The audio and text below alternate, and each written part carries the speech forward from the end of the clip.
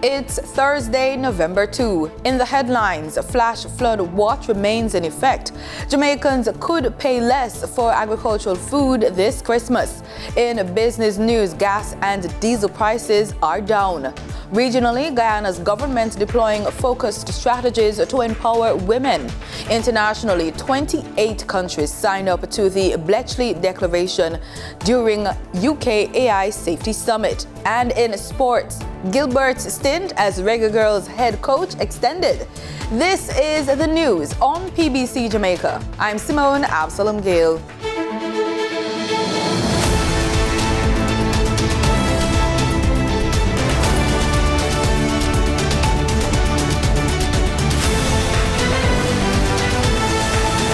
November 2 is International Day to End Impunity for Crimes Against Journalists. A Council for European campaign for the safety of journalists was launched on October 5 in Riga. It aims to advocate for the implementation of robust legal frameworks and promoting international collaboration and public campaigns against the intimidation of journalists. Here in Jamaica, the democratic values rests on the principles of free expression, transparency, and accountability. These values enable the media to operate independently, report without fear or favor. Media Association of Jamaica and the Press Association of Jamaica both work to ensure that its members continue to do so. Group Head of News and Sports at the RJR Gleaner and President of the Press Association of Jamaica, Milton Walker, shared his opinion. I would think that it's fair to say that journalists are relatively safe in Jamaica. I don't think we could feel targeted in any way in doing our work. There have been incidents where journalists have been attacked in Jamaica, but they've been rare, and the last one we had was a thug in Spanish Town in Homestead last year attacked a Television Jamaica correspondent and a Gleaner reporter, damaging the camera and attempting to take away the Gleaner reporter's phone. He was subsequently arrested, and unfortunately he died in a shooting incident in Clarendon some weeks later. But those incidents are isolated, they're not regular in any way at all. So I would say journalists are relatively safe in Jamaica. Nevertheless, we are in a country where there are high levels of crime and violence, and that can impact anybody at all. So we all need to be very careful when we go out each day. Prime Minister Andrew Holness says as the leader of Jamaica, he is determined to pay attention to the personal struggles and suffering of the people. He was speaking at the latest handover of a new house in Northwest Clarendon under the new social housing program, the NSHP. When I was elected, I gave a commitment that we're going to transform lives from poverty to prosperity. And that commitment still stands. It is a commitment that is challenged every day by narratives which would seek to suggest that there is nothing happening. Of course, such narratives, though they may take root in minds that are blinded by things that are not true, the realities of the situation and the context and indeed the statistics do show that every day in Jamaica, somebody's life is being made better off. But more than that, there are more people being made better off. Despite this view, the Prime Minister acknowledges that it is continued a challenge to ensure that the lives of Jamaicans continue to be improved through administrative policies and works. For Jamaica to achieve prosperity, it has to be a partnership. It has to be a partnership between civil society, business, and government. And in all of this, it does not take away that the most important partner, the most important stakeholder in all of this is the individual. The Prime Minister noted that some 6,000 households need assistance under the NSHP. Almost 170 have so far been assisted. He says that number should increase by more than 200 by the end of the financial year. So right now, we are making allocations in the budget for programs like these, and we are increasing the allocations. Jamaicans could be paying less money for agricultural goods this Christmas.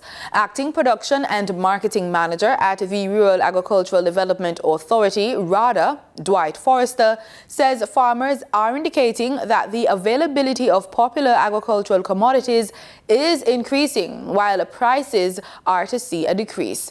Mr. Forrester told JIS that the decrease will not be great in every case, but, quote, based on what is happening in the field, that there will be reduction in the prices of, for example, vegetables.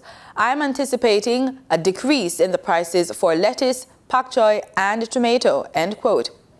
He advised that a slight decrease is also expected in the price of cabbage, pointing out that the high-producing areas of St. Elizabeth, Clarendon, and Manchester are reporting that come the second week of November, there will be an increase in the volume of these commodities in the marketplace. Regarding yam, which currently retails for up to $300 per pound, Mr. Forrester said the high-producing parishes of Trelawney, Manchester and Clarendon are indicating that consumers can expect a slight decrease in prices as availability is increasing as time goes by.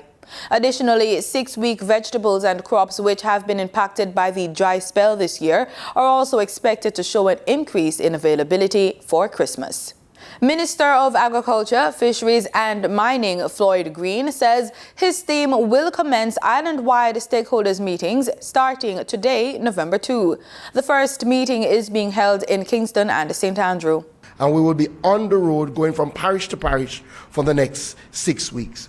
He says it is critical for farmers and fishers to hear from the ministry directly as they seek to increase the number of crops and livestock. We do have a number of new initiatives under our new Face of Food strategy, and we want to bring that directly to our stakeholders by sharing some of our new program offerings across the ministry and its agencies. Additionally, we have new agri-packs coming on stream, and we think it's very important that we start hunting the investments for those agri-packs starting now. So we will be using the stakeholder engagement to promote new investment opportunities.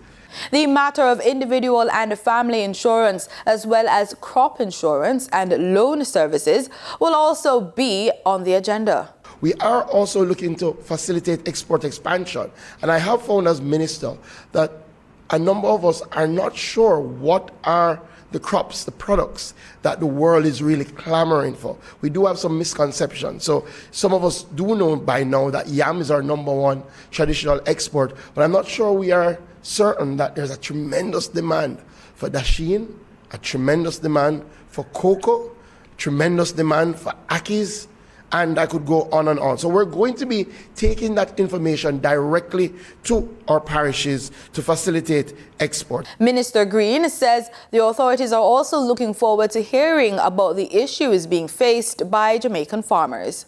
The Meteorological Service of Jamaica has continued the flash flood watch for low-lying and flood-prone areas of St. Mary, Portland, St. Thomas, Kingston, St. Andrew and St. Catherine, effective until 5 p.m. on Thursday, November 2.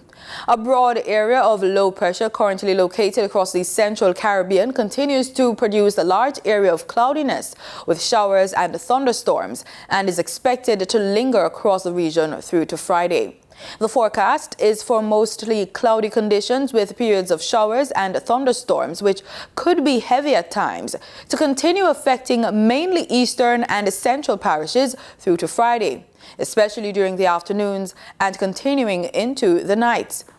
Due to persistent rainfall across sections of eastern parishes and St. Catherine over the past few days and the likely soil saturation, any additional rainfall could result in flash flooding and possible landslides. A flash flood watch means that flash flooding is possible and residents are advised to take precautionary measures. Keep informed by listening to further releases from the Meteorological Service and be ready for quick action if flooding is observed or if a warning is issued. Time now for the Business Report with Danita Rodney.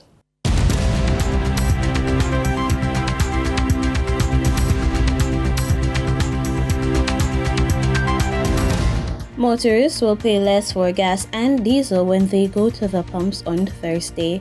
State-owned oil refinery Petrojam says down by $3.06. E1087 will sell for $179.96 per liter, and a liter of E1090 will sell for $186.04. Automotive diesel oil down by $4.50 per liter will sell for $184.37. Ultra-low sulfur diesel will sell for $193.43 per liter, following a decrease of $3.06. The price of kerosene, down by 25 cents, will sell for $194.53.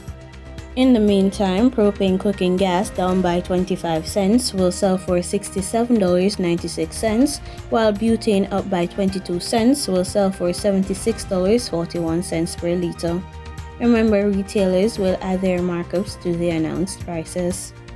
The NCB Financial Group receives shareholder approval this week to sell up to 450 million new shares to investors. It puts the potential size of the additional public offering APO at about $27.8 billion based on the group's stock current market price. While the price of the APO was not disclosed, it will offer approximately 300 million units for sale to current shareholders and other stock market investors.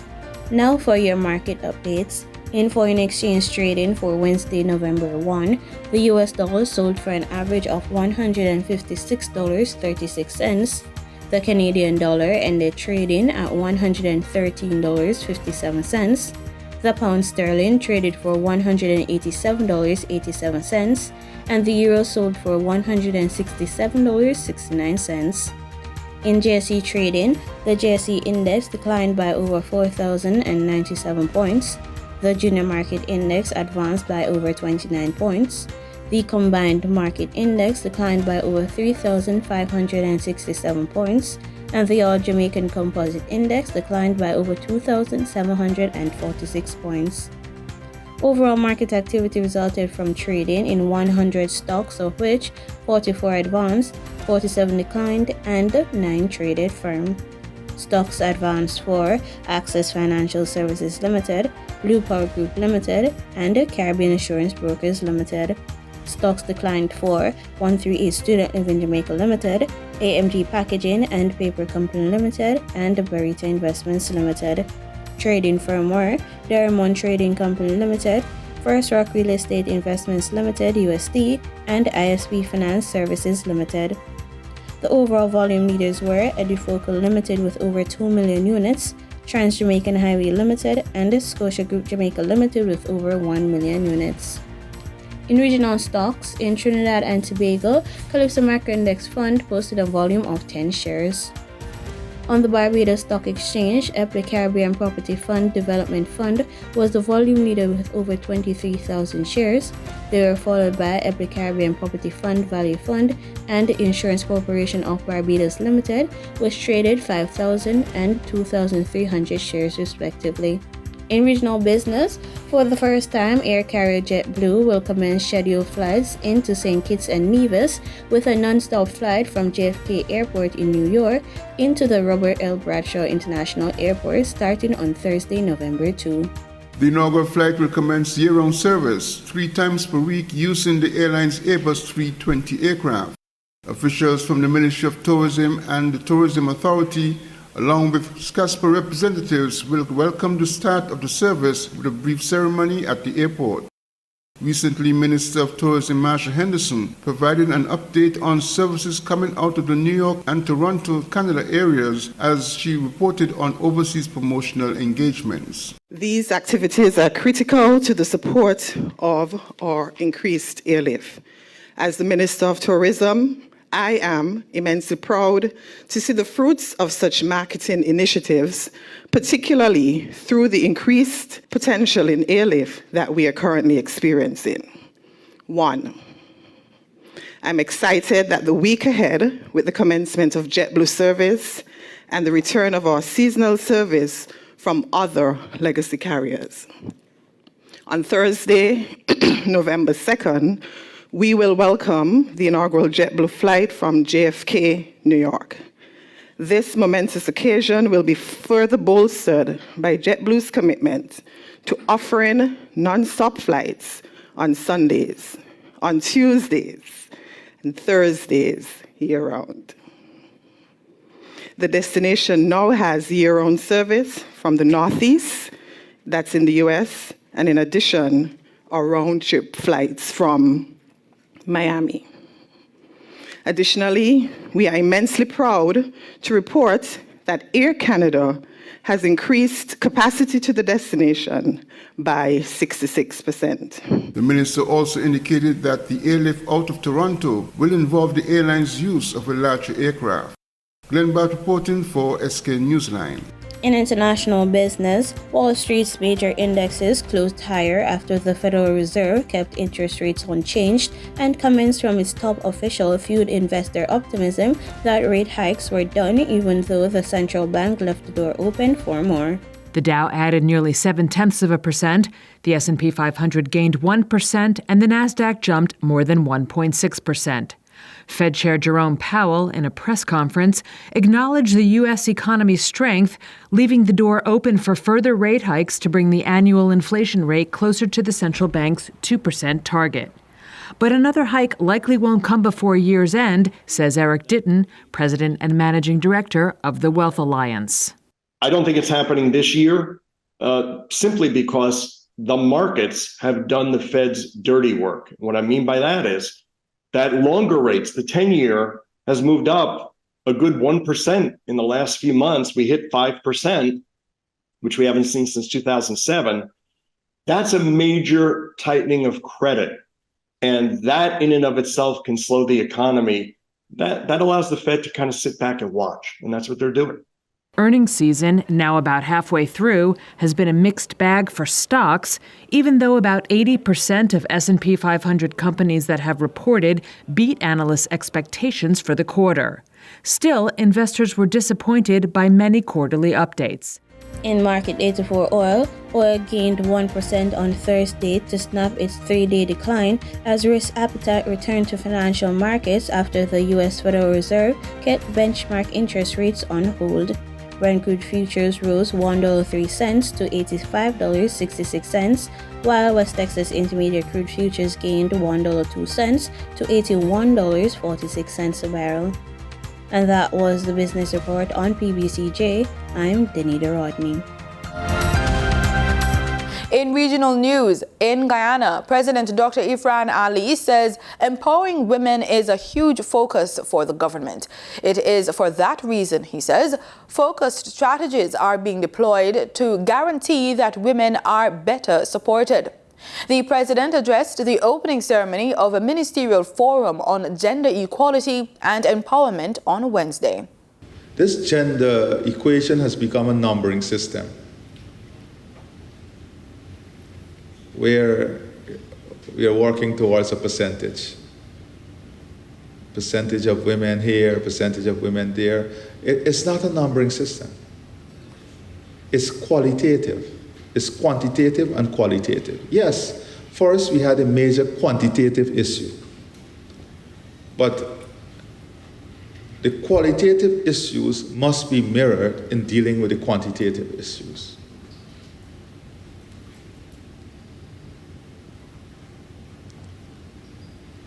And defining what is a qualitative issue is also important, because defining the qualitative issue helps you to formulate the policies that move from quantitative to qualitative, and that is how policies are designed. That was President Dr. Irfaan Ali addressing the opening ceremony of a ministerial forum on gender equality and empowerment. According to him, the government's strategies cater to empowering women, and already he believes there's evidence to state that these strategies are working. The system must prove to the population and give them the confidence and belief that they can achieve.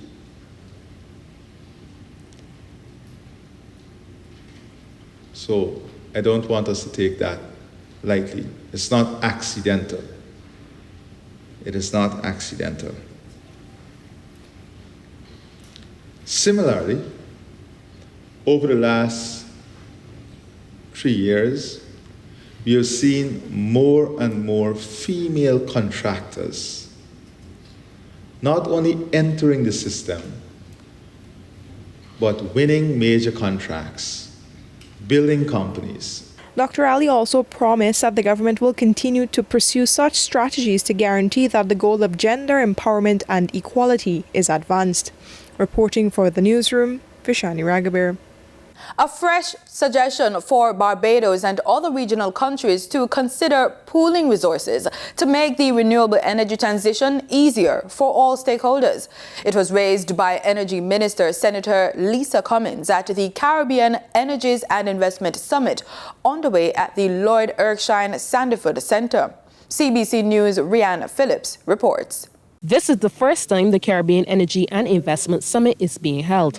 Designed to promote and facilitate energy security, reliability, affordability, and deliver sustainable energy and investment paths for the Caribbean, it is attracting hundreds of officials from across the region and beyond. During her presentation, Energy Minister Senator Lisa Cummins provided an update on Barbados' transition and the way forward.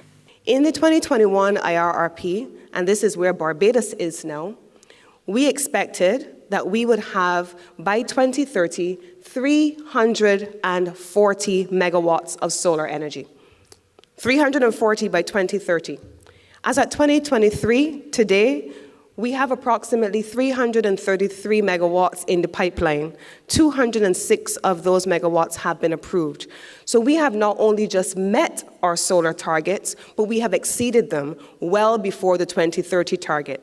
We're not there for wind, we're not there for biomass, and we're still hoping to be able to include and onboard hydrogen projects. In 2021, we had 5 megawatts of battery storage. We have a total of 204 megawatts, which we expect to have by 2030.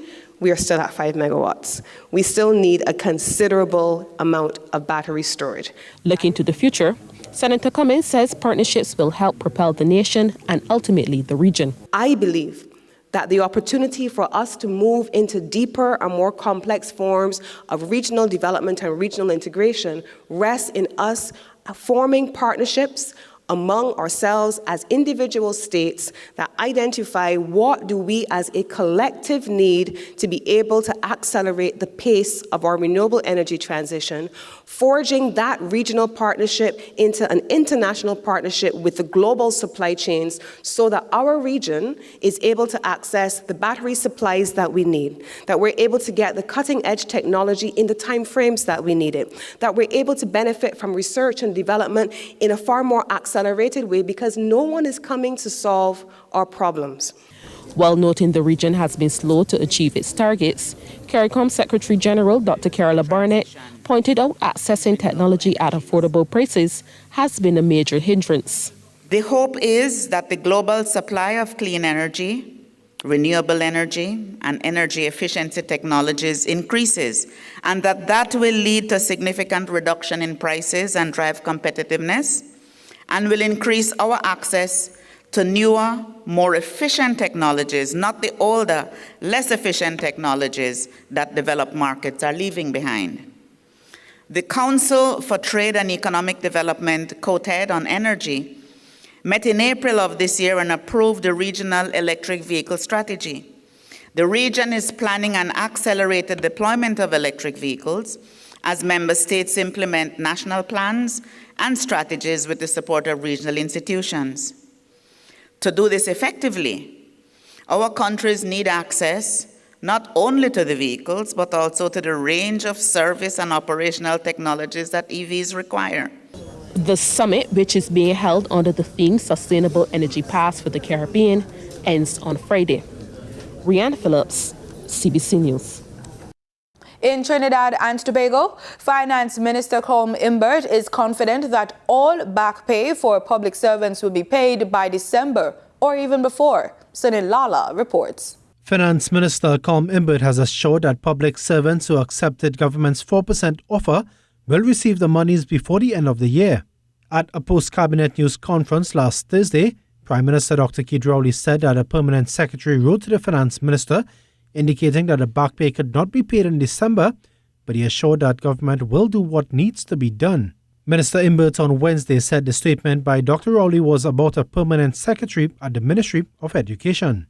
They identify the additional resources that they need because the statement made by the permanent secretary in the Ministry of Education to his minister was based on resources that they have at this time. But he assured that the Finance Ministry will be providing all resources necessary to ministries and the protective services to calculate the back pay and audits. That once everybody pulls together, we will achieve the back pay promise that we made to pay these categories of workers: teachers, prison officers, fire officers, police officers, by December 2023, we're aiming for December 22, December 23, somewhere around there, and some will get before. Some might even get in November. But he reminded that only unions who have accepted a 4% offer would receive the back pay, noting that the Public Services Association and the union representing daily paid workers did not accept the offer. The PSA has not accepted it. So that I saw a lot of commentary about outside there from clearly mischievous people that the government has reneged on its promise to pay public servants by Christmas. That is not correct. He said the prison, fire and police services are in the process of finalizing the payment files, while the Defence Force is in an advanced stage. And Minister Imbert said they are working with the Education Ministry for the payment files for the 17,000 plus teachers. Sonolala, TTT News. In international news, the UK has announced the world's first agreement to help manage the most highly advanced forms of artificial intelligence. It happened at a two-day AI safety summit near London, attended by tech bosses and ministers from 28 countries. Al Jazeera has the details. It was once a place of top secret importance. Bletchley Park, where World War II codebreakers decrypted enemy ciphers and helped pave the way for an Allied victory. Now a symbolic location for tackling the next frontier, artificial intelligence, and the agreement to manage its as yet unknown capabilities. 28 countries, including the US and China, have signed up to the Bletchley Declaration, an attempt to kickstart a global approach to manage the very latest technology, amid warnings from tech giants that it presents the greatest existential threat to humanity. Echoed by the US Vice President. From AI-enabled cyber attacks at a scale beyond anything we've seen before, to AI-formulated bioweapons that could endanger the lives of millions of people. While AI could pose significant dangers to life as we know it, it also has the potential to transform that for the better, including in medicine, in combating climate change, and in manufacturing. The question for leaders will be how to control and eradicate those dangers. For the host, Prime Minister Rishi Sunak, it will be a test of his pitch to place the UK at the heart of AI governance, despite the US's dominance in the sector. The people who are developing the technology themselves have raised some concerns about what might happen, how it might be used by bad actors, and I want to take a lead in protecting the British people. An urgent call for leaders to act before it's too late. Sonia Gallego, Al Jazeera.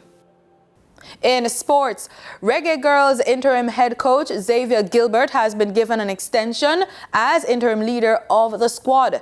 Gilbert, who was named temporary head coach in mid-October for the first two qualifiers of the CONCACAF Women's Gold Cup in 2024 against Panama and Guatemala, will see out the rest of the qualifiers. The games are set for November 29 in Jamaica against Panama and December 3 against Guatemala in Guatemala. And that's it for the news on PBCJ. You can follow us on our social media platforms at PBCJamaica. Thanks for watching.